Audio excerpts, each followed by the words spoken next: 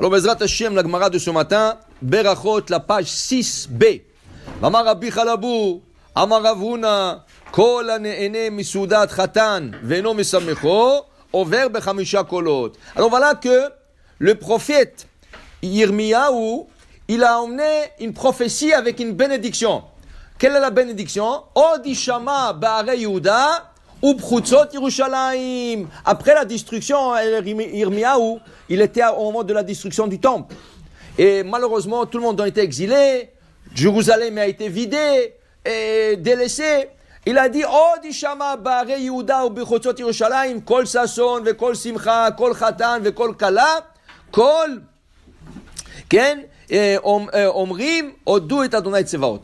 Alors il dit ici, si tu vas dans un mariage, et tu ne réjouis pas le khatan, tu es ouvert bechamisha kolot.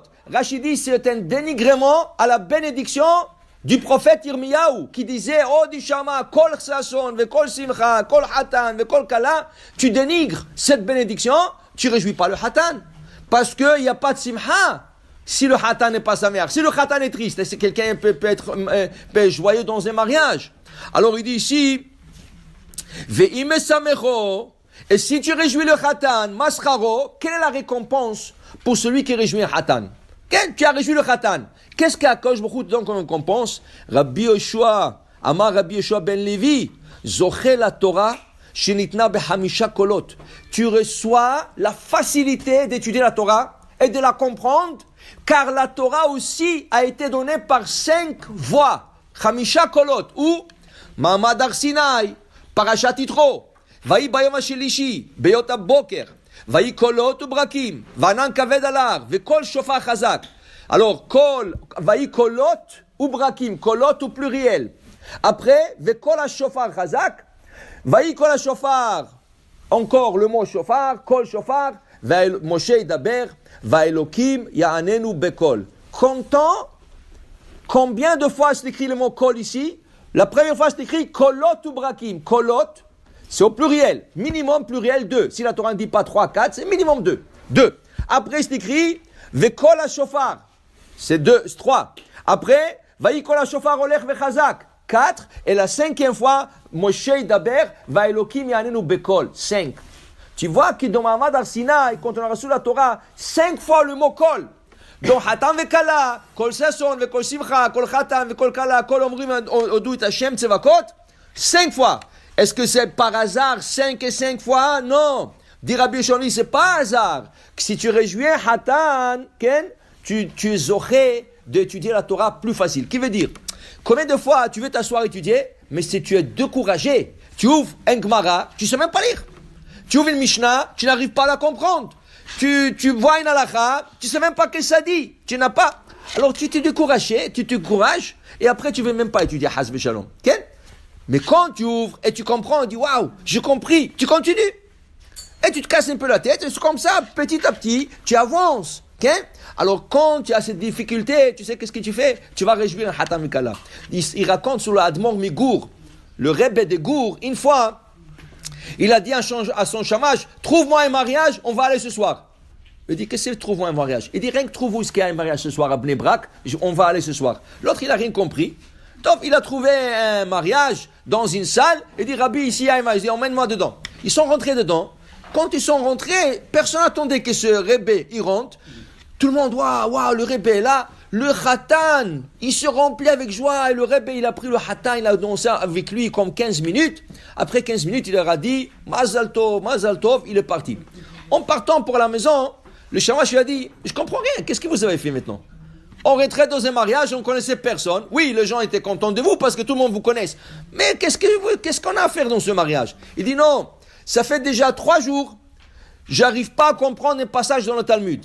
Ah, j'ai dit, comment Ribbono Sholem donne la Chokhma. Après, je me suis rappelé que celui qui réjouit Hatam Vechala, Akadosh Baruch Hu lui donne la facilité de comprendre la Torah. Je me dis, n'importe quel mariage, on va réjouir le Hatan. Et maintenant, je suis sûr que si je vais commencer à réétudier le sujet, je vais comprendre de mieux le sujet. Alors, c'était une ségoula pour comprendre la Torah. Maintenant, qu'est-ce que c'est réjouir un Hatan? Lui donner un beau chèque, un grand montant d'argent. Qu'est-ce que c'est réjouir un Hatan? Mais le chèque, il ne le verra pas que le lendemain. Nous, on parle le soir du mariage. Qu'est-ce que c'est? Alors la Gemara dans Masechet Ketubot nous explique. Tu vas chez le Hatan et tu lui dis, tu sais, la Kala que tu as pris, je la connais. Je connais la famille, c'est une bonne famille. Et la Kala, c'est midot tovot, de bons traits de caractère. Et tu sais, elle va être une bonne femme pour toi. Rien que tu lui dis ça, waouh, tu l'assures. Parce que le mariage, pour certains gens, c'est un stress.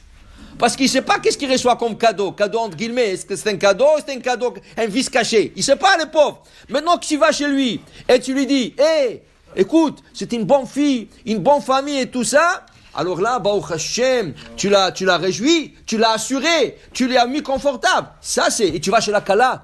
Tu dis, je connais le Hatan, tu sais, il est sérieux. C'est un honnête, c'est un gars honnête. La famille, c'est une bonne famille. Alors ça, c'est Simchat Kam. Ça, c'est Simchat Khatan Vekala. Simchat Khatan Vekala, c'est de le réjouir de la Mara par des paroles, Betvarim.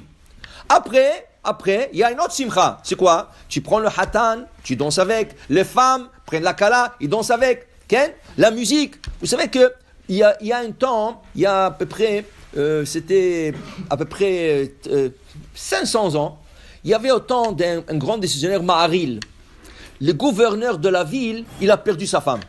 Il a décrété que personne n'a le droit d'écouter la musique pendant 1 an. Maintenant, lui, c'est un goy. Mais quand il a décrété, pas pour les juifs, pour tout le monde, il ne voulait pas entendre la musique dans la ville pendant 1 an. Il y avait juste à cette période, il y avait un Hatan Vekala qui devrait se marier. Ils sont partis demander un Shelat Rav au Maharil. Qu'est-ce qu'on fait? Est-ce qu'on fait le mariage sans musique? Il a dit non. Un mariage sans musique, ce n'est pas un mariage. Il leur a dit, sortez de la ville, allez dans une autre ville, et là-bas, vous prenez une orchestre et tout ça. Pour te dire, l'orchestre, ça met l'ambiance dans le mariage. Sans orchestre, qu'est-ce que tu vas faire? Tu peux danser tout ça, mais c'est pas la même chose. Alors l'orchestre, le chant, tout ça. Alors si tu chantes dans un mariage, tu danses avec le Khatan, tu le réjouis. Tu le réjouis, à Kosh Baruch Hu, il a aussi une récompense pour te donner. Baruch Adonai Le'olam. Amen ve Amen.